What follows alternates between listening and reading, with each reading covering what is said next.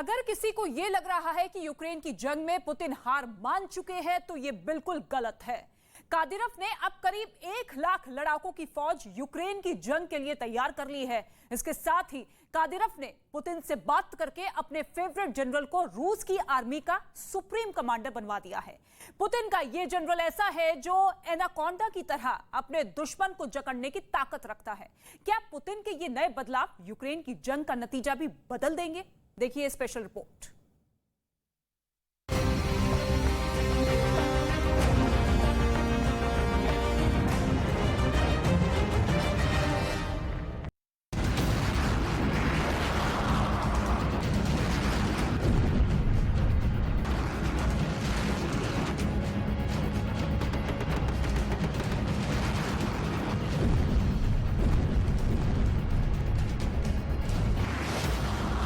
लड़ेंगे, भिड़ेंगे, जिएंगे या मरेंगे,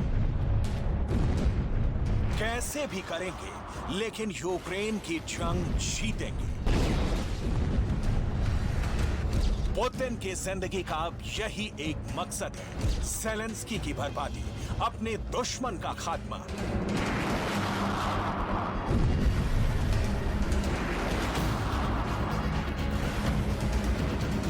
यूक्रेन की युद्ध नीति से चाहे कितने ही रूसी सैनिकों की लाशें मॉस्को आए, लेकिन पुतिन जंग से पीछे नहीं हटेंगे।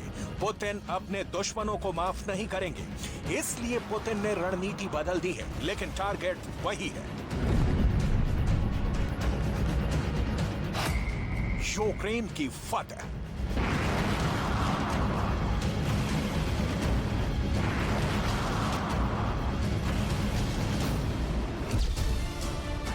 यूक्रेन में जंग लड़ रही अपनी पूरी सेनाओं का जिम्मा अब पुतिन ने अपने कमांडर सर्गेई सुरोविकिन को दिया है। सर्गेई सुरोविकिन का सम्मान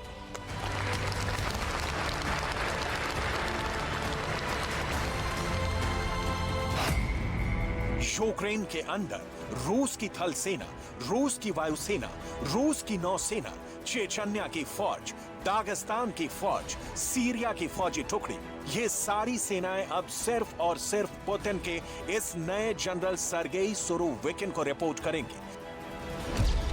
अब यूक्रेन की युद्ध भूमि में वही होगा जो पुतिन के नए जनरल सर्गेई सुरोविकिन चाहेंगे।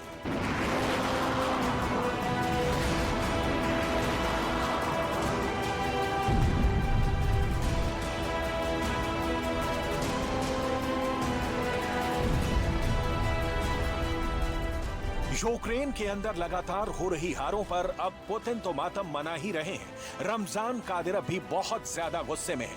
पिछले 1 महीने से लगातार रमजान कादिरोव अपने टेलीग्राम चैनल पर पुतिन के जनरलों की आलोचना कर रहे हैं, लेकिन पहली बार अपने टेलीग्राम पर रमजान कादिरोव ने पुतिन के इस नए जनरल की तारीफ की है। आखिर पुतिन के इस नए जनरल सर्गेई सुरोविकिन में ऐसा क्या खास है कि खुद रमजान कादिरोव भी उनकी तारीफ कर रहे हैं? पूरी दुनिया में ये हेडलाइंस क्यों छप रही हैं कि पुतिन ने अब अपने सबसे क्रूर, बेरहम, निर्दयी और शैतान जनरल को यूक्रेन की जंग की कमान सौंप दी है? आखिर क्यों अब रमजान कादिरोव और सर्गेई सुरोविकिन ही पुतिन की आखिरी उम्मीद है? क्या रमजान कादिरोव के 90,000 नए लड़ाके दोबारा यूक्रेन के अंदर पुतिन की वो प्रतिष्ठा वापस लौटा पाएंगे जो अब नष्ट हो चुकी है? पुतिन के कैंप में क्या चल रहा है, एक एक खबर आपको देंगे, लेकिन सबसे पहले बात करेंगे पुतिन के उस नए जनरल की जिसकी हेडलाइंस आज तमाम इंटरनेशनल न्यूज़पेपर्स में प्रकाशित हुई हैं। रूस के राष्ट्रपति भवन क्रेमलिन में उस वक्त खलबली मच गई जब क्रीमिया का ब्रिज विस्फोटक से उड़ा दिया गया। 24 घंटे के अंदर पुतिन ने इस ब्रिज को रिस्टोर करवा दिया, लेकिन पुतिन की प्रतिष्ठा को जो धक्का लगा है वो रिस्टोर करने की जिम्मेदारी अब सर्गेई सुरोविकिन की है। ज़ेलेंस्की के बयानों के मुताबिक यूक्रेन की आर्मी रूस से अब तक 2400 वर्ग किलोमीटर का क्षेत्र छीन चुकी है। अब पुतिन के नए जनरल सर्गेई के सामने टारगेट ये है कि उनको ये जमीन दोबारा वापस लेनी होगी। दूसरे विश्व युद्ध के बाद पहली बार रूस के अंदर 3 लाख नागरिकों को सेना में भर्ती किया जा रहा है। इन 3 लाख नागरिकों के सैन्य प्रशिक्षण पर भी पुतिन के नए जनरल को निगरानी करनी है।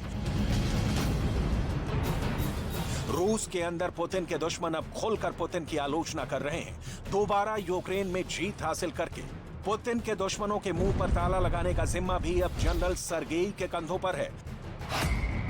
पुतिन के नए जनरल का सबसे बड़ा चैलेंज है नेटो के दांत खट्टे करना, क्योंकि ज़ेलेंस्की नेटो में शामिल होने का त्वरित आवेदन कर चुके हैं।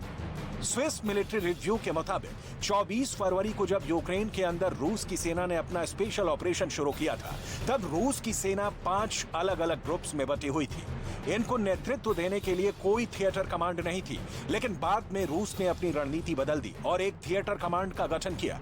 सबसे पहले सीरिया के कसाई के नाम से कुख्यात अलेक्जेंडर दार्निको को पुतिन ने एकीकृत कमांड का जनरल नियुक्त किया था। अलेक्जेंडर दार्निको पर आरोप है कि सीरिया के अंदर युद्ध जीतने के लिए उन्होंने नागरिकों पर ही बमबारी करवा दी थी। सीरिया में रूस का झंडा ऊंचा करने के लिए पुतिन ने अलेक्जेंडर दार्निको को hero of the Russia medal से सम्मानित किया था, जो रूस के सर्वोच्च पुरस्कारों में से एक है।